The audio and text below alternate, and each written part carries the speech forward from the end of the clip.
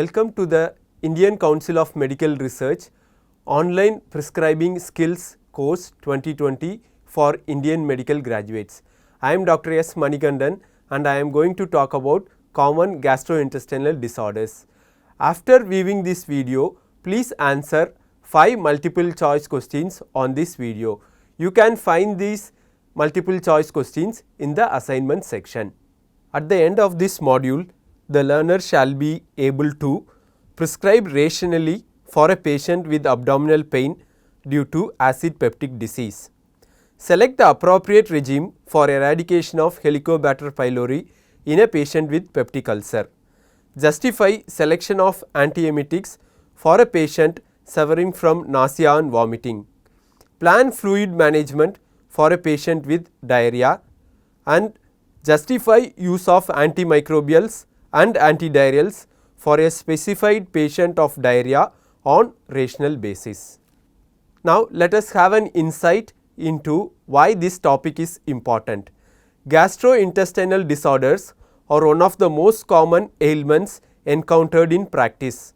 Some gastrointestinal disorders like diarrhea can lead to significant mortality in children if not treated. Abdominal pain is a common presenting symptom and peptic ulcer remains the leading cause for pain in abdomen. Vomiting is another common presenting symptom due to varied etiology requiring immediate treatment. So, in this module we will see about these 3 common disorders. Let us have a look at this case scenario. A 45-year-old executive who skips his breakfast and lunch frequently due to his office commitments presents with burning pain in the epigastric region for the past 1 month. Pain is aggravated by fasting and relieved by food. This patient is having an acid peptic disease. Now, what should be prescribed for this patient? Proton pump inhibitors are the drug of choice for acid peptic disease. Omeprazole is the prototype and longest in the market among the proton pump inhibitors. There is no evidence to show one PPI is superior to other. For omeprazole, generics are available. Lansoprazole is approved for use in children and pantoprazole is more costly. The only advantage of pantoprazole is that it does not have drug-drug interactions whereas omeprazole has. Pantoprazole is also available as intravenous formulation. Now, what is the dose for proton pump inhibitors? Omeprazole is available as capsule. So, capsule omeprazole 20 milligrams once daily, tablet pantoprazole 40 milligrams once daily. Let us look at how these drugs should be administered. Timing of proton pump inhibitors is essential. 90% of the proton pumps are present as inactive tubulovesicles and they become active secretory form upon stimulation by meal. Proton pump inhibitors should be administered in empty stomach 1 hour before food, preferably breakfast. This is because peak concentration of the drug should coincide with the maximum activity of proton pump. Now, so what should a prescriber do? The prescriber should instruct all patients to follow this strictly. Otherwise, if this is not followed, proton pump inhibitors cannot inhibit all proton pumps effectively. Now, let us see about eradication of Helicobacter pylori. H. pylori should be eradicated in patients with documented peptic ulcer and H. pylori infection.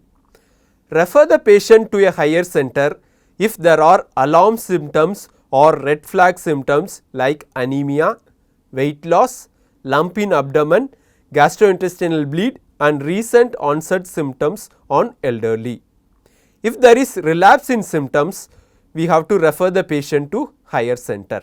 Now, let us see what is the treatment of Helicobacter pylori infection. Clarithromycin based triple therapy regime is preferred in areas where clarithromycin resistance is less than 50%. So, what should a prescriber do? He should prescribe capsule omeprazole 20 milligrams twice daily, tablet amoxicillin 1 gram twice daily, tablet clarithromycin 500 milligram twice daily. all these 3 drugs should be prescribed for 14 days. This should be followed by proton pump inhibitors for 2 months. These proton pump inhibitors should be given as once daily dosing. Now let us see what are the don'ts. If the patient has already received treatment for eradication of Helicobacter pylori, then do not repeat H. pylori eradication regime for them without further confirmation for need for treatment. Let us look at the precautions to be taken while prescribing proton pump inhibitors. When proton pump inhibitors are used for 2 months or above and stopped abruptly, rebound gastric acid secretion occurs. This causes worsening of symptoms after stopping PPI. If proton pump inhibitors are used for 2 months or above, do not stop abruptly. Always taper it slowly. Once daily dosing can be changed to alternate day dosing. Alternatively, it can be switched to H2 blockers and then stopped. Let us continue with what are the other don'ts. Proton pump inhibitors are prodrugs activated by acid. Co-administration of other acid suppressing drugs will prevent action of proton pump inhibitors. So, what should not be done by a prescriber? Do not prescribe proton pump inhibitors and H2 blockers like ranitidine, famotidine. Proton pump inhibitors should also not be prescribed along with antacids. We should also not prescribe proton pump inhibitors and sucralfate. The reason being sucralfate also needs acid for activation. Now let us have a look at the common errors noted in the prescriptions for acid peptic disease. Omeprazole is metabolized by CYP2C19 and can compete with other drugs metabolized by this enzyme. Example, omeprazole and clopidogrel can have a drug interaction because clopidogrel is a prodrug converted to active form by CYP2C19. Hence, when co-administered with omeprazole, it leads to reduced effectiveness of clopidogrel. Now, what should a prescriber do? He should assess whether the interacting drug is really required. If so, separate the timing of administration. That is, omeprazole can be administered in the morning, whereas clopidogrel in the evening. Alternatively, we can switch to pantoprazole so that this drug interaction can be avoided. Now let us move on to the second case scenario. A 20-year-old lady experiences nausea and vomiting whenever she travels to a hilly area. She is planning to embark on a picnic to a hill station tomorrow. So this lady is having motion sickness. Let us see how can we prescribe for this patient. Before looking at the prescription for this case scenario, let us review the general therapeutic principles to be followed for treatment of nausea and vomiting. Nausea and vomiting are symptoms and not disease. So, always consider the cause. Long-term treatment with antiemetics without identifying cause should never be done. Selection of antiemetics depend on the cause. So, one group of antiemetics does not work for all cases for all causes. The golden rule of treating vomiting is prevention is easier than controlling after it has started. So, always aim for prophylactic therapy rather than waiting and treating after vomiting starts manifesting. Now, the treatment for motion sickness, hyoscine or scopolamine transdermal patch 1.5 milligram is the drug of choice. Now, let us see what instructions should be given to a patient while prescribing hyoscine. He should apply the patch behind the ear 6 hours before start of journey. Once applied, it is effective for 3 days. The patch can be removed after the journey. Drowsiness and sedation can occur as side effect and the patient should be instructed not to drive. Now, let us look at what is the treatment given in India? In India, hyoscine transdermal patch is not available. So, in India, promethazine thicolate is the drug of choice. So, what should we prescribe? Tablet promethazine thicolate 25 milligram should be prescribed. What are the instructions which has to be given to a patient who is prescribed promethazine? He has to be instructed as follows. Take tablet 1 to 2 hours before the journey. For long trips, additional tablets can be taken in evening. Do not take additional tablet within 8 hours of the previous tablet, and you should not take more than 4 tablets in a day. Now, let us move to how can we treat a patient with morning sickness. Morning sickness occurs in first trimester of pregnancy and usually resolves by 13 to 14 weeks of gestation. As first trimester is the period of maximal fetal vulnerability, we should not prescribe drugs unnecessarily. So, what drugs should be prescribed for a patient with morning sickness? We have to first reassure the patient and request her to change the diet and timing of the diet administration. Tablet pyridoxine 100 milligrams once daily for mild cases is sufficient. Moderate cases may be treated with tablet doxylamine 25 milligrams once daily. If the vomiting is severe, injection promethazine 25 milligrams 3 times a day intravenously can be administered. After the patient is stabilized, we can change to promethazine tablets. Now, let us have a look at what are the don'ts of treatment of morning sickness. Do not use ondansetron as it is associated with congenital anomalies. Let us move on to treatment of vomiting in acute gastroenteritis. Mild cases may be treated with domperidone. Moderate to severe cases may be treated with parenteral, metoclopramide or ondansetron.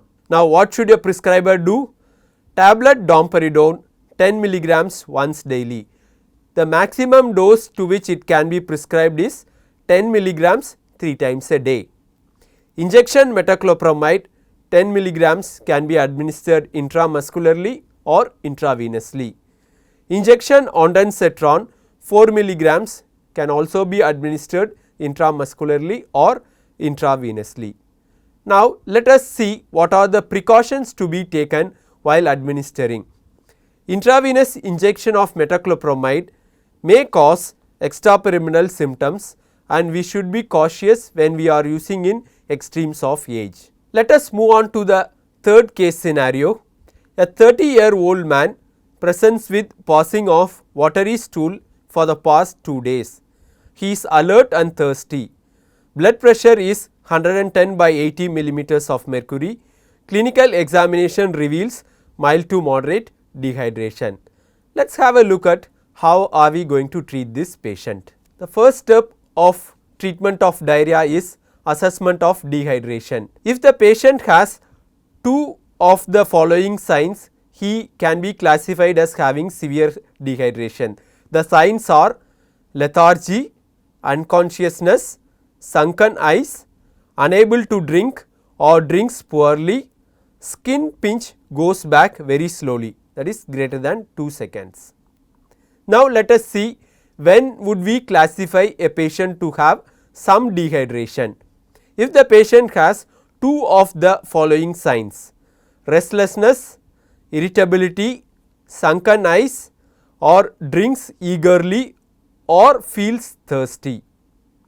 Lastly, when should we classify as a patient to have no dehydration?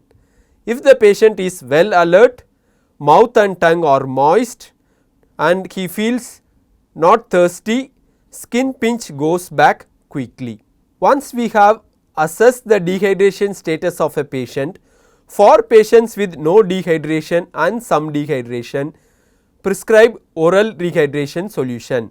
For patients with severe dehydration, we have to admit the patient and start intravenous fluids. Now, what instructions should be provided to a patient for the proper use of oral rehydration solution?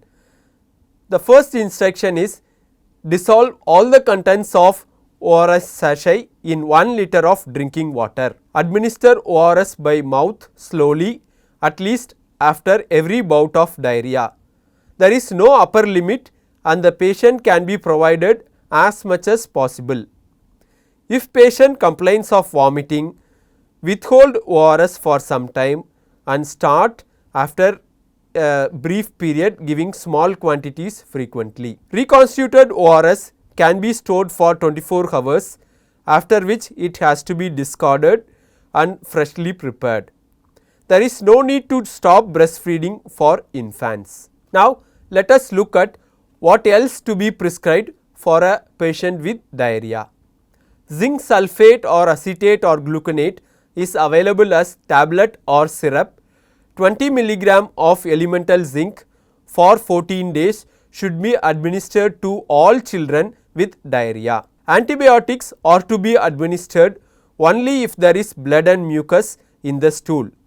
For adults, tablet ciprofloxacin 500 mg twice daily, and for children, tablet cefixime 12 to 15 mg per kilogram body weight can be administered. There is no role of antidiarrheals like diphenoxylate, loperamide and resicadotryl in the treatment of diarrhea. These drugs should not be prescribed. Now let us have a look at when should we use antiamoebic drugs for a patient with diarrhea. With clinical acumen, we can easily differentiate small bowel and large bowel diarrhea. Let us see how can we do that. We need to first look into the nature of stool. If the stools are watery, it is small bowel diarrhea. If it is mucoid or blood stained, it is large bowel diarrhea. With clinical acumen, we can easily differentiate small bowel and large bowel diarrhea. There are three features which help us in differentiating this. The first feature is nature of stools. If the stools are watery, it is small bowel diarrhea. If it is mucoid or blood stained, it is large bowel diarrhea. Let us see the amount of diarrhea. If there is copious amount of diarrhea is there in this patient, it is small bowel diarrhea. If small quantities are passed, it is large bowel diarrhea. Lastly, if the stools are passed effortlessly, it is small bowel diarrhea. If the patient passes stools with painful gripping, it is large bowel diarrhea. Now, metronidazole should not be administered in small bowel diarrhea. For large bowel diarrhea, antibiotics can be added, but metronidazole should be used only if diarrhea has not stopped, after full course of antibiotics and after stool examination. We need to remember that antibiotics and metronidazole need not be started at the same time for any patient with diarrhea. Now let us move on to how ORS can be made at home in case if it is not available. 6 teaspoons of sugar and half teaspoon of salt in 5 cups of water, which is amounting to 1 liter. If it is dissolved, we can make oral rehydration solution at home itself. To summarize, what are the take home message of this module? Proton pump inhibitors are the drug of choice for peptic ulcer. Clarithromycin triple therapy is preferred for eradication of Helicobacter pylori in areas with less than 15% resistance to clarithromycin. Hyoscine transdermal patch or promethazine is the drug of choice for motion sickness. Pyridoxine, doxylamine and promethazine are the preferred drugs for vomiting in pregnancy. Oral rehydration therapy with ORS is the treatment of choice for diarrhea with no dehydration or some dehydration. For patients with severe dehydration, intravenous fluids should be administered. Antibiotics should be prescribed for patients with blood and mucus in stool. Zinc should be supplemented to all children with diarrhea. These are the references for your further reading, and we would like to acknowledge all the RUMC members of JIPMER RUMC Center. Thank you for watching this video. Hope you are ready for attempting MCQs. The MCQs can be assessed in the assignment section. Please also complete assignment 2 as per the tutorial. I hope you would have seen them already. Thank you very much and happy learning.